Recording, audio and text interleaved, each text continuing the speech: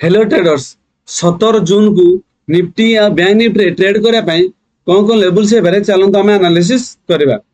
चलते प्रथम देखा निफ्टी निफ्टी रे जदि आम डेली कैंडल को देखा एक्जाक्ट टॉप रु आमर सेलिंग आसी कौटू ना 25,200 रु स्ट्रॉन्ग सेलिंग प्रेशर आसला किंतु 24,500 रु स्ट्रॉन्ग बाइंग भी है। आज एक्जाक्ट आज पुणी गोटे स्ट्रॉन्ग ग्रीन कैंडल है।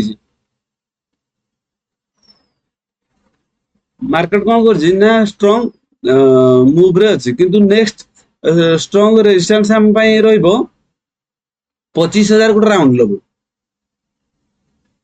किंतु जदि फ्लैट ओपन हो जस्ट गैप डाउन ओपन होची तो दीटा केस रे हमर व्यू पॉजिटिव ही रहिबो। चलन देखिबा 15 मिनिट टाइम फ्रेम रे हम कौन कौन लेवल से पारे 15 मिनिट टाइम फ्रेम रे देखिबा तळु हमर गोटे ट्रेन लाइन एमती ड्रॉ कले ट्रेन लाइन जाइछ। मार्केट आज कौन कर 24,900 गोटे राउंड लेवल ऊपर आज क्लोज देइछ।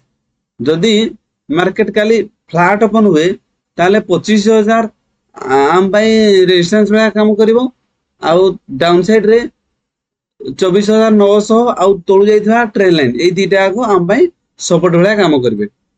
तळु जाइथिबा ट्रेन लाइन 24,900 ए दीटा को आम स्ट्रॉन्ग सपोर्ट भाया काम करिवो आ 25,000 गोटे राउंड लेवल आम रेजिस्टेंस भाया काम करिवो।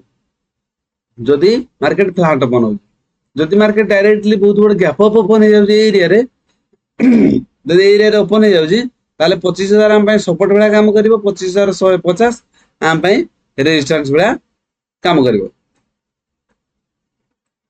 जदि मार्केट बहुत बड़ गैप डाउन ओपन हो जाउची गैप डाउन ओपन हेगी ट्रेन लाइन तळे जदि डायरेक्ट गैप डाउन ओपन होची ताले जदि किसी अपसाइड ट्रेन लाइन तले 24,700 ऊपर जदि एई एरिया रे ओपन होची ताले 24,750 आम स्ट्रॉन्ग सपोर्ट भाया काम करिवो 750।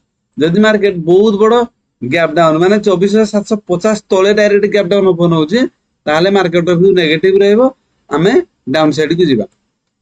जदि गैप डाउन ओपन रे ट्रेन लाइन ऊपर ओपन हो ताले ट्रेन लाइन को सपोर्ट नबो। जदि गैप डाउन ओपन हो 750 24,750 ऊपर ताले एई एरिया रे हम सपोर्ट देकी मार्केट पुणी अपसाइड मूव करिवार बहुत पॉसिबिलिटी अछि। चलन देखिबा बैंक निफ्टी रे जदि हम डेली कैंडल को देखिबा हमर 55,000 गोटे राउंड लेवल ताकू सपोर्ट नै की मार्केट स्ट्रॉन्ग अपसाइड मूव देखौछ।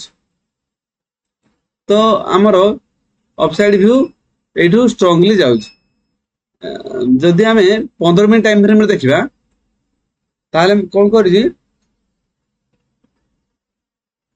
ऊपर आम जो ड्रॉ करथिले ट्रेन लाइन एक्जाक्ट से ट्रेन लाइन पाखापाखि मार्केट रेजिस्टेंस फेस करिला किंतु से ट्रेन लाइन को ब्रेकआउट देकी मार्केट अपसाइड मूव कर देछ। मार्केट कौन कर